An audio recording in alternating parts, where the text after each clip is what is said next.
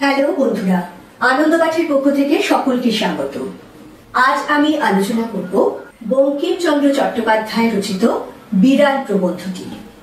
এই প্রবন্ধটি ওয়েস্ট বেঙ্গল বোর্ডের একাদশ শ্রেণীর বাংলা পাঠ্যসূচির অন্তর্ভুক্ত।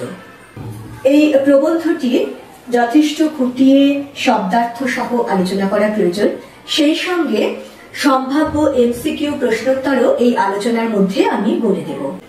ফলে আলোচনাটি একটু বড় হবে, তাই দুটি পর্বে ভাগ করে এই আলোচনাটি রেখেছি। আজকে প্রথম পর্ব। আজকের পর্বে থাকবে সংক্ষেপে লেখক পরিচিতি, প্রবন্ধটির উৎস ও প্রেক্ষাপট সহ প্রথম খানিকটা অংশের পাঠ ও ব্যাখ্যা। আর যেমনটা বলেছি, সেই সঙ্গে আজকের পাঠ্যাংশের অন্তর্গত যে এমসিকিউ প্রশ্ন হতে পারে সেগুলো তোমাদের বলে দেব।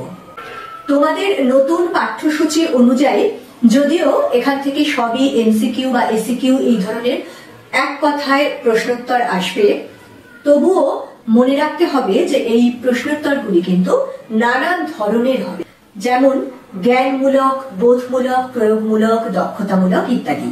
তাই প্রত্যেকটি পাঠ অর্থাৎ গল্প, কবিতা, প্রবন্ধ, নাটক সবকটি যথেষ্ট খুঁটিয়ে না পড়লে এবং ভালোভাবে বুঝতে না পারলে তোমরা কিন্তু প্রশ্নের উত্তর 100% নিশ্চিতভাবে করতে পারবে না। সেই জন্য অনুরোধ করব স্কিপ না করে আলোচনাগুলি একটু মন দিয়ে শোনার জন্য। আমাদের মূল আলোচনায় আসার আগে প্রতিদিনের মতো বলে নিই, যারা চ্যানেলটি সাবস্ক্রাইব করেছো তাদের ধন্যবাদ। যারা করনি, তোমাদের যদি এই আলোচনাগুলি ভালো লাগে এবং এরকম আলোচনা আরো বেশি করে পেতে চাও, তাহলে আশা করব লাইক, বন্ধুদের মধ্যে শেয়ার ও সাবস্ক্রাইব করে পাশে থাকবে। শুরু করছি আজকের পাঠ। প্রথমে লেখক বঙ্কিমচন্দ্র চট্টোপাধ্যায় সম্পর্কে সংক্ষেপে একটু জেনে নেব। বঙ্কিমচন্দ্র চট্টোপাধ্যায় 1838 খ্রিস্টাব্দে পশ্চিমবঙ্গের দক্ষিণ 24 পরগনা জেলার কাঁঠালপাড়া গ্রামে জন্মগ্রহণ করেন। তাকে বাংলা ভাষার প্রথম সার্থক ঔপন্যাসিক আখ্যা দেওয়া হয়।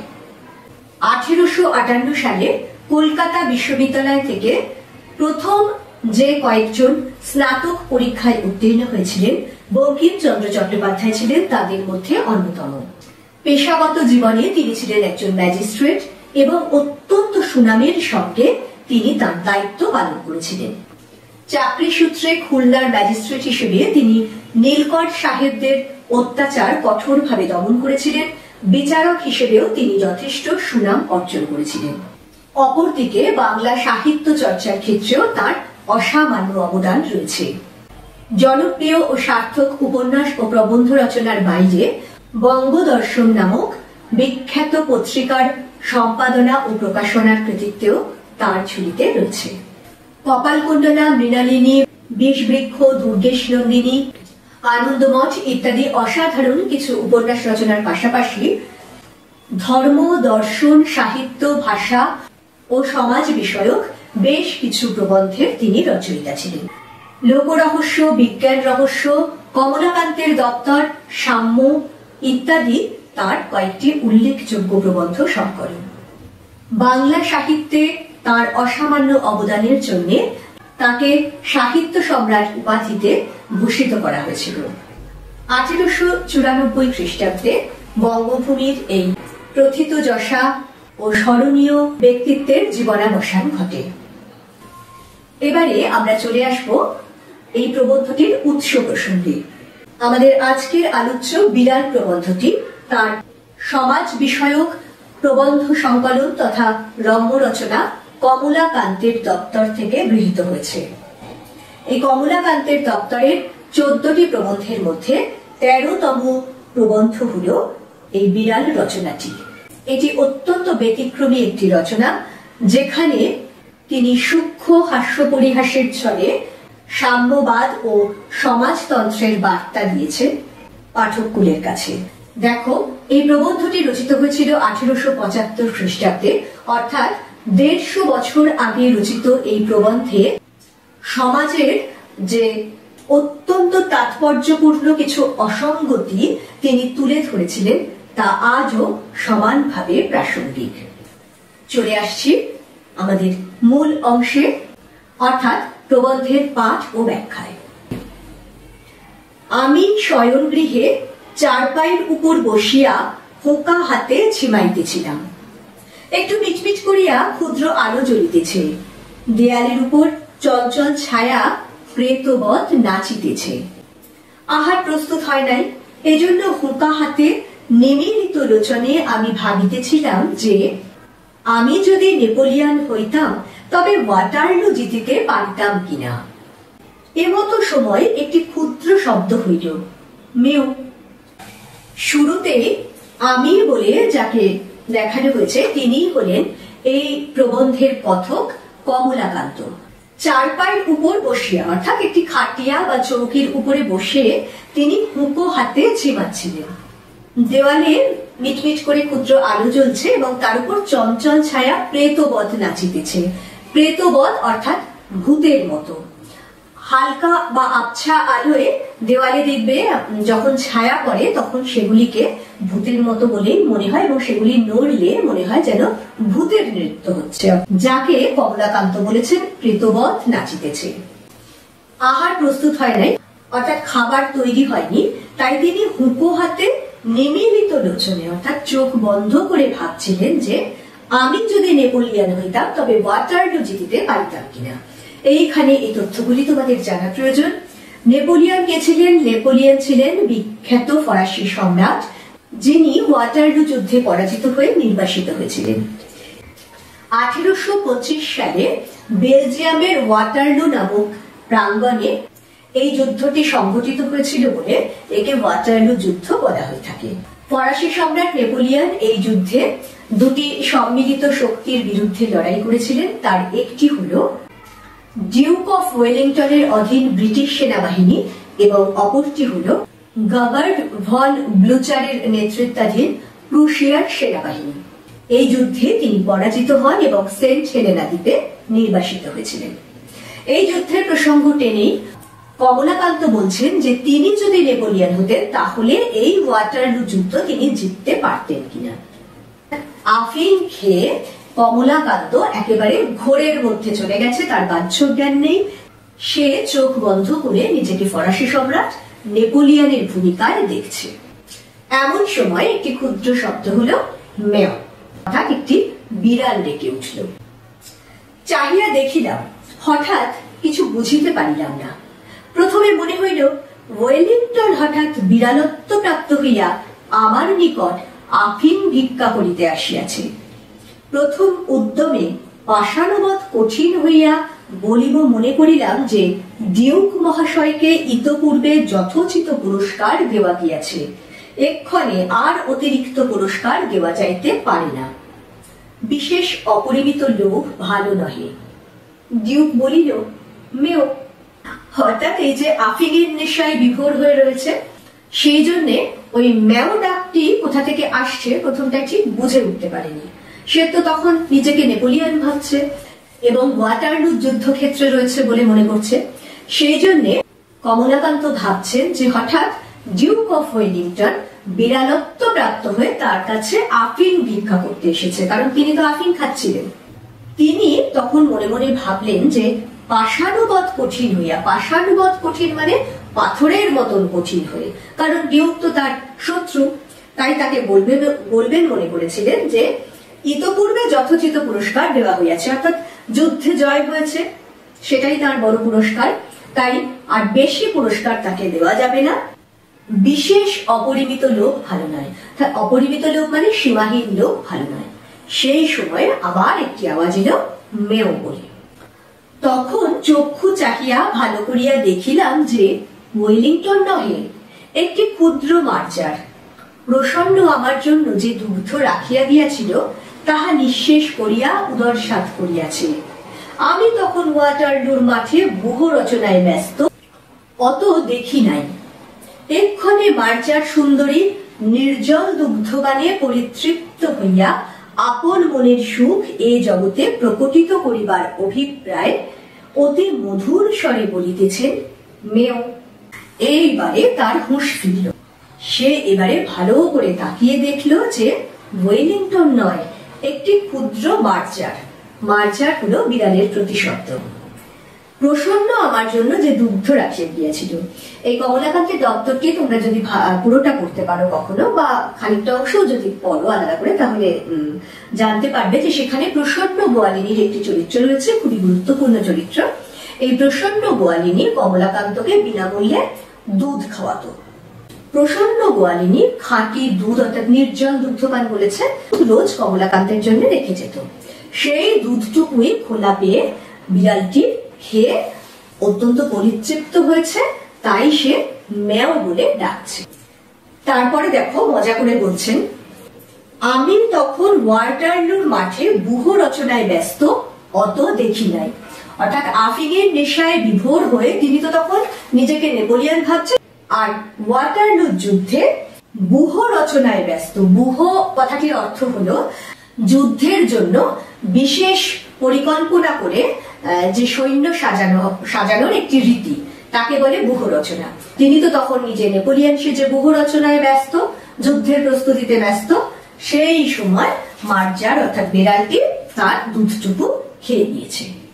এক্ষণে মার্জার সুন্দরী নির্জল দুগ্ধপানে পরিতৃপ্ত হইয়া আপন মনের সুখ এ জগতে প্রকটিত করার অভিপ্রায় অতি মধুর স্বরে বলিতেছেন মেয়। বিড়ালের প্রিয় খাদ্য দুধ আমরা জানি, এবং সেই নির্জলা দুধ অর্থাৎ একেবারে খাঁটি দুধটুকু সে ভালো করে খেয়ে খুব সুখী হয়েছে, পরিতৃপ্ত হয়েছে, তাই সে মধুর স্বরে বলছে। দেখো কত সরস রচনা। বিড়ালকে শুধু বিড়ালটি বলছেন না, বলছেন মার্জার সুন্দরী। একটি ছোট্ট বিড়াল সুন্দর দেখতে, বেশ নাদুস নুদুস হলে তাকে বলা হয় তাই।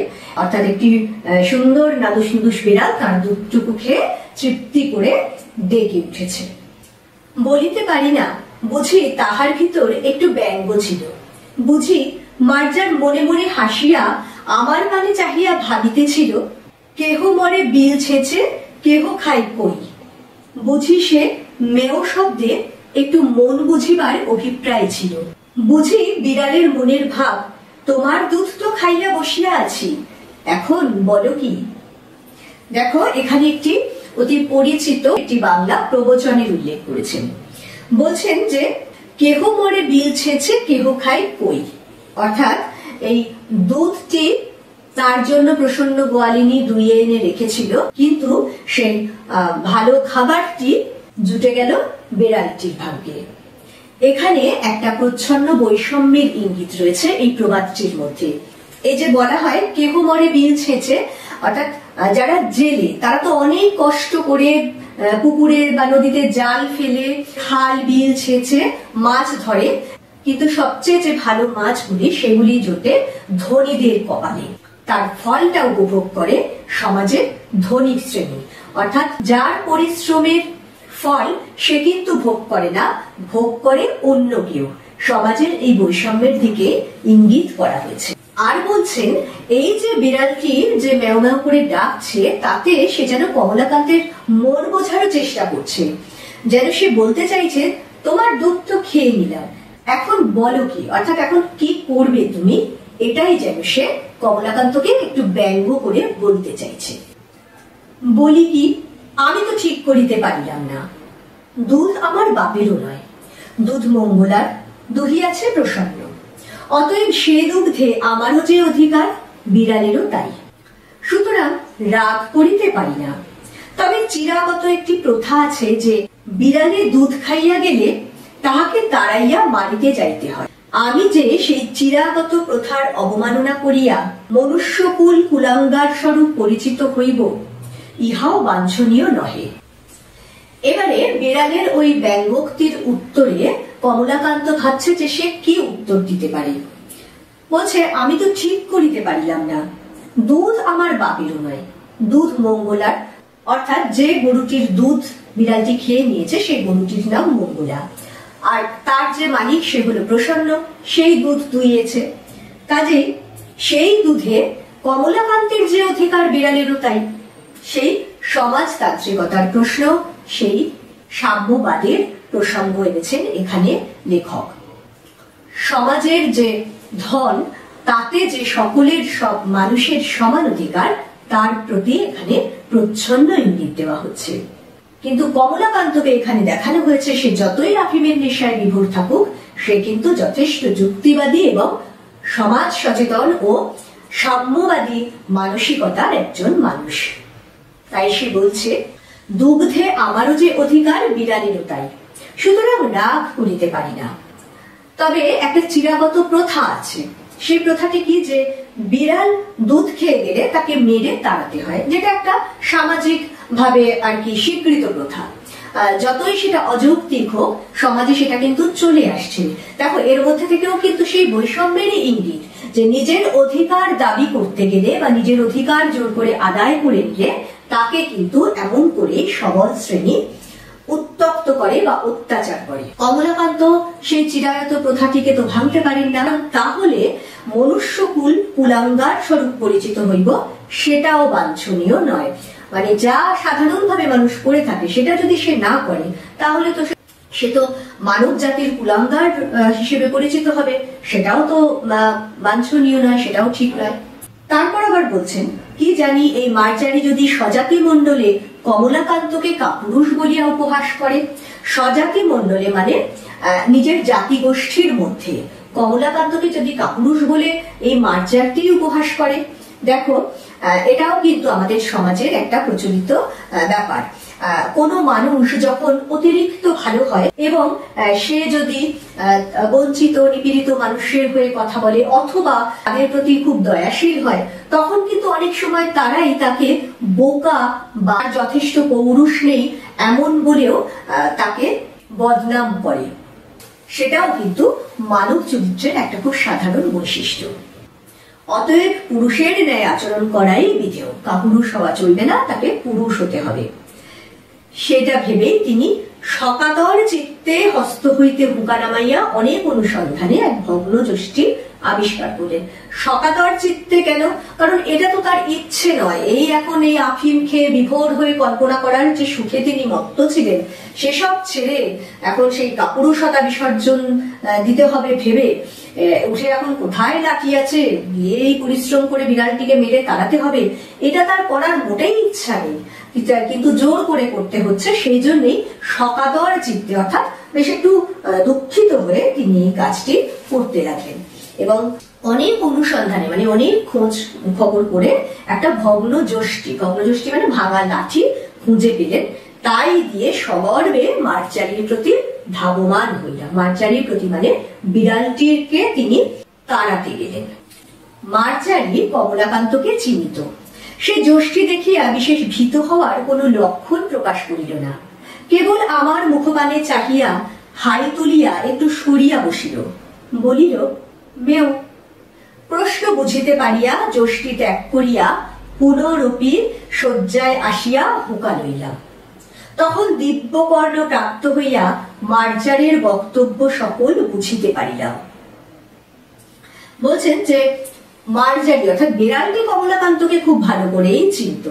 তার দ্বারা যে খুব একটা কিছু এই ধরনের পুরুষোচিত কাজ হবে না তা সে জানত। সে যষ্টি দেখিয়া বিশেষ ভীত হওয়ার অর্থাৎ লাঠিটি দেখে সে খুব একটা ভয় পেল না, শুধু কমলাকান্তের মুখের দিকে একবার তাকিয়ে হাই তুলে একটু সরে বসল। আবার সে মেও বলে ডেকে উঠল। প্রশ্ন বুঝিতে পারিয়া যষ্টি ত্যাগ করিয়া পুনরূপী শয্যায় আসিয়া হুঁকা লইলাম। তখন দিব্যকর্ণ প্রাপ্ত হইয়া মার্জারের বক্তব্য সকল বুঝিতে পারিলাম। দিব্যকর্ণ প্রাপ্ত হওয়া অর্থাৎ অলৌকিক শ্রবণ শক্তি যেন পেয়ে গেল, কারণ সাধারণভাবে তো বিড়ালের ভাষা বোঝার কথা নয়, তখন একটা অলৌকিক শ্রবণ শক্তি পেল এবং বিড়ালটির সব কথা বুঝতে পারল। তার মনে হলো বিড়ালটি যেন বলছে, মারপিট কেন? স্থির হইয়া হুঁকা হাতে করিয়া একটু বিচার করিয়া দেখো দেখি, এই সংসারের ক্ষীর স্বর দুগ্ধ দধি মৎস্য মাংস সকলই তোমরা খাইবে, আমরা কিছু পাইব না কেন? তোমরা মনুষ্য, আমরা বিড়াল, প্রভেদ কি?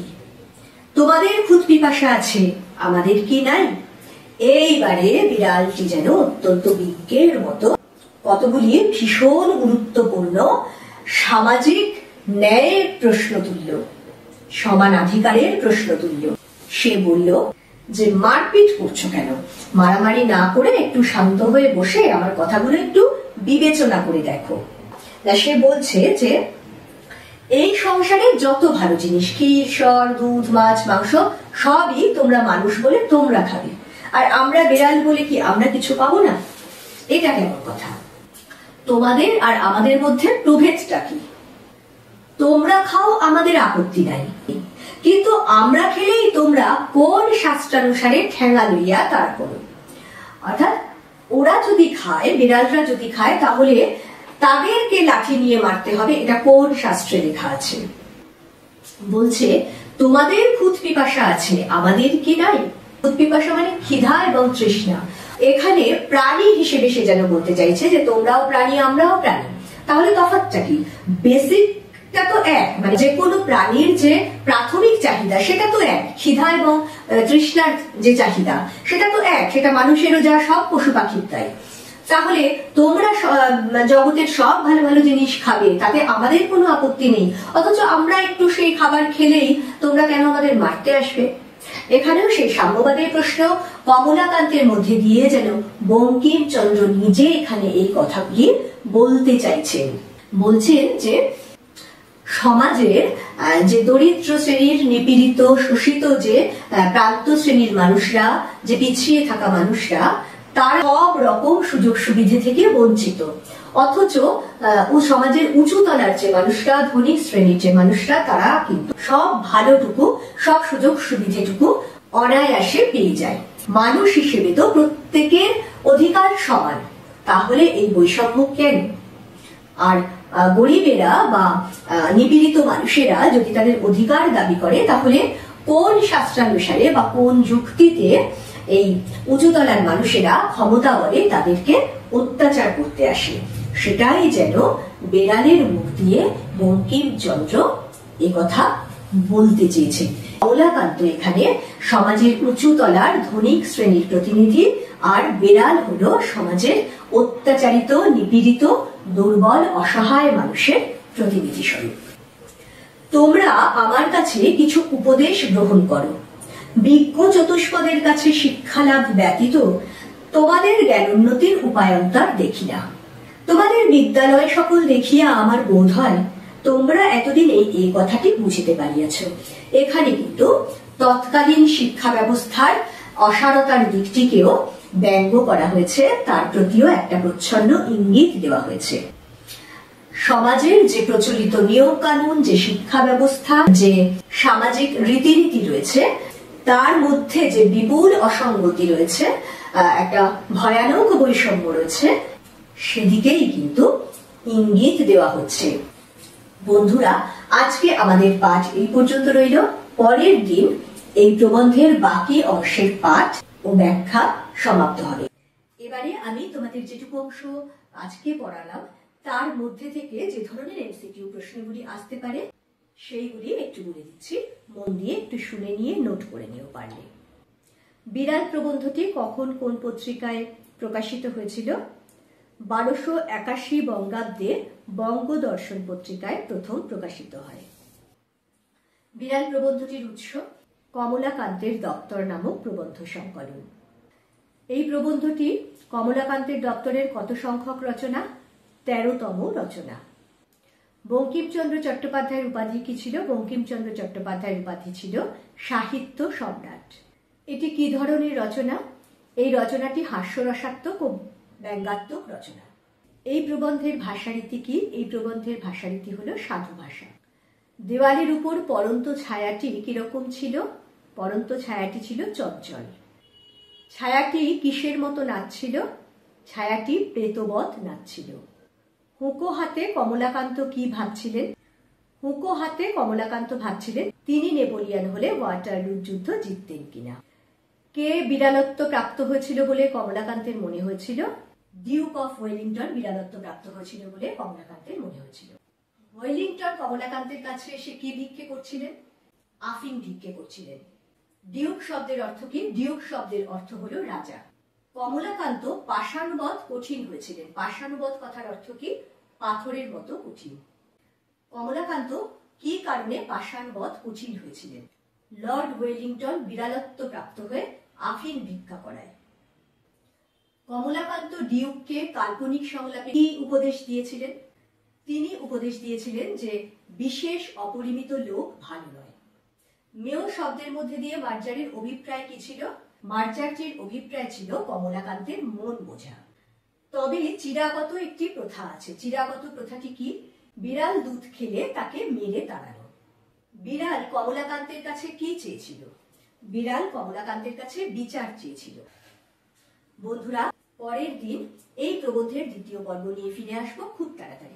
সঙ্গে সঙ্গে নোটিফিকেশন পেতে চাইলে সাবস্ক্রাইব করে বেল বাটনটি অন করতে ভুলো না। আজকের মতো টাটা, সবাই খুব ভালো থেকো।